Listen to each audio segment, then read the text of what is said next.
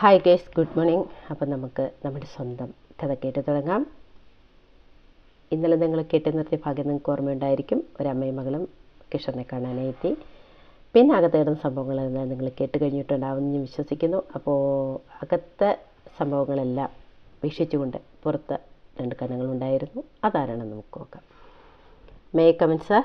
Yes coming. അകത്തേക്ക് കയറി വന്ന ആളെ കണ്ടത് അവനൊന്ന് ഞെട്ടി. നീ ഇവിടെ? ചോദ്യം തന്നോടാണെന്ന് മനസ്സിലാകാത്ത പോലെ. സാർ, ഞാൻ പുതിയ കമ്മീഷണർ ജോയിൻ ചെയ്യുന്നതാണ്. ഓക്കെ. അവനവിടെ കയ്യിൽ നിന്ന് ജോയിനിങ് ലെറ്റർ വാങ്ങി. കിഷോറും പെട്ടെന്ന് ഗൗരവത്തിലായി. മിസ് രഞ്ജിനി വർമ്മ, ഒരുപാട് കേസുകൾ, ഒരുപാട് ക്രിമിനൽ ബാക്ക്ഗ്രൗണ്ട് ഇവിടെയുണ്ട്. ഒക്കെയും കെയർഫുള്ളായിട്ട് കൈകാര്യം ചെയ്യേണ്ട വിഷയങ്ങളാണ്. താങ്കൾക്ക് മനസ്സിലാകുന്നുണ്ടല്ലോ? അതെ സാർ. ഇപ്പോൾ നിലവിലുള്ള കേസ് അഡ്വക്കേറ്റ് ദുവ മിൻസാരിയെ കൊല്ലാൻ ശ്രമിച്ച കേസാണ്. ശത്രുക്കൾ പ്രബലരാണ്. അതുകൊണ്ട് തന്നെ അതിൻ്റേതായ സ്ട്രെസ്സും ഉണ്ടാകും. അഡ്വക്കേറ്റ് ബാലകൃഷ്ണനാണ് കേസ് വാദിക്കുന്നത്. അദ്ദേഹത്തിന് വേണ്ട എന്ത് സഹായമുണ്ടെങ്കിലും അത് താങ്കൾ ചെയ്ത് കൊടുക്കേണ്ടതാണ്. Okay then you go. Kishore സംസാരിച്ചു കൊണ്ടിരുന്ന നേരം അത്രയും അവൾ അവനെ തന്നെ വീക്ഷിക്കുകയായിരുന്നു. അവൻ എത്ര കണ്ട് മാറിപ്പോയിരിക്കുന്നു.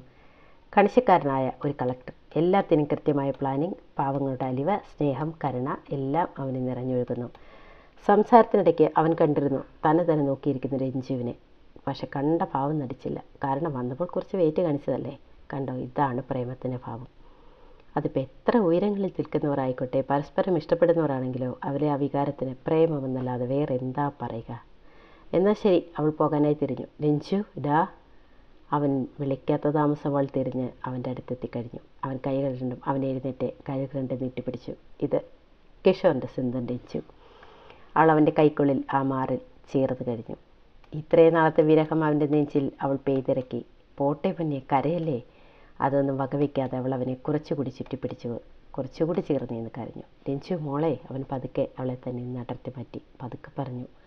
മോളെ, ഇത് ഓഫീസാണ്. നീയും ഞാനും പ്രധാനപ്പെട്ട രണ്ട് പൊസിഷനിൽ നിൽക്കുന്നവർ. മറ്റുള്ളവർക്ക് പറയാൻ നമ്മളായിട്ട് അവസരം കൊടുക്കരുത്, മനസ്സിലായോ? ഓവ്. എങ്കിൽ പിന്നെ കണ്ണൊക്കെ തുടച്ച് നല്ല കുട്ടിയായിക്കേ. കിഷോ, എന്താടി? ഇന്നലെ ഹോസ്പിറ്റലിൽ വെച്ച ഞാൻ കണ്ട കുട്ടിയാണോ ദുവ? അതെ. എന്താ, നീ ഇന്നലെ ഹോസ്പിറ്റലുണ്ടായിരുന്നു? ഉവ്. അവൾ തലയാട്ടി. നീല ചുരിദാർ അല്ലേ? ഡാ, നീ ഇന്നലെ എന്നെ അപ്പോൾ കണ്ടിരുന്നു അല്ലേ? അയ്യോ എൻ്റെ പൊന്നെ, ഞാനല്ല, മാളൂട്ടിയാണ് നിന്നെ കണ്ടത്. ഒരു 100 തവണ നിൻ്റെ കാര്യം അവൾ പറഞ്ഞിട്ടുണ്ടാവും. എന്താ പറഞ്ഞതെന്നറിയോ നിനക്ക്? എൻ്റെ ഏട്ടനെ ആ പെണ്ണിനെ മതിയെന്ന്. ഓഹോ, മാളൂട്ടി അങ്ങനെ പറഞ്ഞോ? അവൾ നാണത്തോടെ ചിരിച്ചു. അതെ. മാളൂട്ടിക്ക് ഒറ്റ നോട്ടത്തിൽ തന്നെ രഞ്ജു ആരാണെന്ന് അറിയത്തില്ല, ഒന്നും അറിയില്ല. പക്ഷെ കിഷോറിനെ തന്നെ നോക്കി നിൽക്കുന്ന പെൺകുട്ടിയെ കണ്ടപ്പോൾ അവളങ്ങ് തീരുമാനിച്ചു. എന്താ തീരുമാനിച്ചത്? എൻ്റെ ഏട്ടന് ഈ പെണ്ണിനെ അല്ലാതെ മറ്റൊരു പെണ്ണിനെ വേണ്ട എന്നങ്ങ് തീരുമാനിച്ചു. അതാണ് നമ്മുടെ മാളൂട്ടി. ഇനിയിപ്പോൾ നമുക്ക് കിഷോറിനെ രഞ്ജിനിയും പറ്റി അറിയണ്ടേ? ഇവർ +2 ക്ലാസ്സിൽ ഒന്നിച്ച് പഠിച്ചു തുടങ്ങിയ കൂട്ടാണ്. അന്നവർ നല്ല കൂട്ടാണ്. പഠിക്കാൻ മിടുക്കനാണെങ്കിൽ കൂടിയും ആരോടും കൂട്ടുകൂടാതെ തന്നിലേക്ക് തന്നെ ഒതുങ്ങിക്കൂടിയ പ്രകൃതമാണ് അവൾക്ക് അവനെ ശ്രദ്ധിക്കാൻ കാരണമായത്. ആദിയുടെ വേർപാട്, എപ്പോഴും കൂടെ ഉണ്ടായിരുന്നൊരാൾ പെട്ടെന്ന് ദൂരേക്ക് അകന്നു പോയതിൻ്റെ വിഷമം. ഇപ്പോഴും അതിൽ നിന്ന് കിഷോറിന് മോചനം കിട്ടിയിട്ടില്ല. അതുകൊണ്ട് തന്നെ ഇനിയൊരു കൂട്ട് വേണ്ട അവൻ തീരുമാനിച്ചു. അതാണ് എല്ലാത്തിൽ നിന്ന് അകന്നു മാറി ഒറ്റയ്ക്കുള്ള ഈ നടത്തം. സ്വയം തീർത്ത കൂട്ടിൽ ഒറ്റയ്ക്ക് ചിറകൾ വെട്ടിമാറ്റിപ്പെട്ട ഒരു കിളിയെപ്പോലെ അവനെ ആ കൂട്ടിൽ നിന്ന് പുറത്ത് കൊണ്ടുവരണമെന്ന് അവൾക്ക് തോന്നി. ആ തോന്നലാണ് അവനോടടുക്കാൻ അവളെ പ്രേരിപ്പിച്ച ഘടകം. ആദ്യമൊക്കെ കിഷോർ അവളോട് അടുത്തതേയില്ല. ഒരുപാട് ക്രൂരമായി തന്നെ പെരുമാറിയിട്ടുണ്ട് അവളോട്. എന്നിട്ടും അവൾ പിന്തിരിഞ്ഞില്ല. അവസാനം അവൾ വിജയിച്ചു. അങ്ങനെ രഞ്ജിനിയും കിഷോറും കൂട്ടുകാരായി. രണ്ടുപേരുടെ ഉള്ളിലും ഒരേ ഒരു ലക്ഷ്യം മാത്രം. ഒരാളുടെ ഉള്ളിൽ IPS ആണെങ്കിൽ മറ്റൊരാളുടെ ഉള്ളിൽ കളക്ടർ. അതുകൊണ്ട് തന്നെ അവർക്ക് ചർച്ച ചെയ്യാൻ വിഷയങ്ങൾ ഏറെ ഉണ്ടായിരുന്നു. അന്ന് തുടങ്ങിയ കൂട്ടാണ് ഇന്നും അവർ തമ്മിലുള്ളത്. ഡിഗ്രിക്കും അവരെ ഒരേ കോളേജിൽ തന്നെ പഠിച്ചു. അതും അവർ തമ്മിൽ ഉള്ള ഒരു കൂട്ടിന് കുറച്ചുകൂടി ആഴവും, അതോടുകൂടി ആ കൂട്ടിന് കുറച്ചുകൂടി ആഴവും പരപ്പും ഉണ്ടായി. അപ്പോഴും രണ്ടുപേരും തമ്മിൽ നല്ലൊരു കൂട്ട് അതിനപ്പുറമൊന്നും ഉണ്ടായിരുന്നില്ല. ഡിഗ്രി കഴിഞ്ഞ് രണ്ടുപേരും അവരുടെ സ്വപ്നസാക്ഷാത്കരണത്തിനായി വഴിപിരിഞ്ഞു. ഒരാൾ സൂറത്തിലേക്കും ഒരാൾ ഡൽഹിയിലേക്കും. അപ്പോഴാണ് അവർക്ക് മനസ്സിലാകുന്നത് തങ്ങൾ പരസ്പരം സ്നേഹിക്കുന്നു എന്ന്. കിഷോറിനെ രഞ്ജിനെ കാണാതിരുന്നിട്ട്, ആ സാമീപ്യമില്ലാതിരുന്നിട്ട് എന്തോ പോലെ. അതേ അവസ്ഥ തന്നെയായിരുന്നു നമ്മുടെ രഞ്ജുവിനും. പക്ഷെ രണ്ടുപേർക്കും പരസ്പരം അതങ്ങോട്ട് തുറന്നു പറയാൻ ഭയങ്കര ചമ്മൽ. അവൾ പറയട്ടെ എന്ന് കിഷോർ ചിന്തിച്ചു. അതുതന്നെ അവളും ചിന്തിച്ചു, കിഷോർ പറയട്ടെ എന്ന്. രണ്ടുപേരും കള്ളനും പോലീസും കളി തുടങ്ങിയിട്ട് കുറേയേറെ ദിവസമായി. ഒരു ദിവസം സൂറത്തിലെ കാലാവസ്ഥ അവന് പിടിച്ചില്ല. ഭയങ്കര പനിയായി. 2 ദിവസം ഹോസ്പിറ്റലിൽ കിഷോറിന് കിടക്കേണ്ടി വന്നു. മരുന്നിട്ട് സെഡേഷനാകാം, അവൻ മിക്ക ദിവസവും ഉറക്കം തന്നെയായിരുന്നു.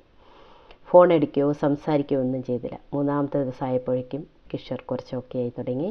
ഫോൺ റിങ് അടിക്കുന്ന കേട്ടാണ് ഫോൺ എടുത്തത്. രഞ്ജു ആണല്ലോ. ഹലോ രഞ്ജു. എടാ, വിളിച്ചു തീർന്നില്ല, അവിടെ കരച്ച്. അതാണ് ആദ്യം കേട്ടത്. എന്താടാ, നീ എവിടെയായിരുന്നു ഇതുവരെ? നിനക്ക് എന്നെ ഒന്ന് വിളിച്ചുകൂടായിരുന്നു? അപ്പോൾ അത്രയ്ക്കൊക്കെ ഉള്ളൂ ഞാൻ. പറഞ്ഞതവൾ വിങ്ങിപ്പൊട്ടിക്കരഞ്ഞു. ഈ 2 ദിവസം ഞാൻ അനുഭവിച്ച വേദന നിനക്ക് പറഞ്ഞാൽ മനസ്സിലാവില്ല. നീ ഒന്ന് സമാധാനപ്പെട്. എനിക്ക് പനിയായിരുന്നു, 2 ദിവസമായിട്ട് ഹോസ്പിറ്റലിലാണ്. എന്നിട്ട് അവിടെ ഭാവം മാറി. ഇപ്പോൾ എങ്ങനെയുണ്ട്? എനിക്ക് കുറവുണ്ട്, അവൻ പറഞ്ഞു. നീ അവിടെ ഒറ്റയ്ക്ക്, അവൾ സങ്കടം പറഞ്ഞു. ഞാൻ പോലും അടുത്തില്ലാതെ. നീ അടുത്തില്ലാതെ? അവൻ എടുത്തു ചോദിച്ചു. അത് ഞാൻ പെട്ടെന്ന് പറഞ്ഞപ്പോൾ.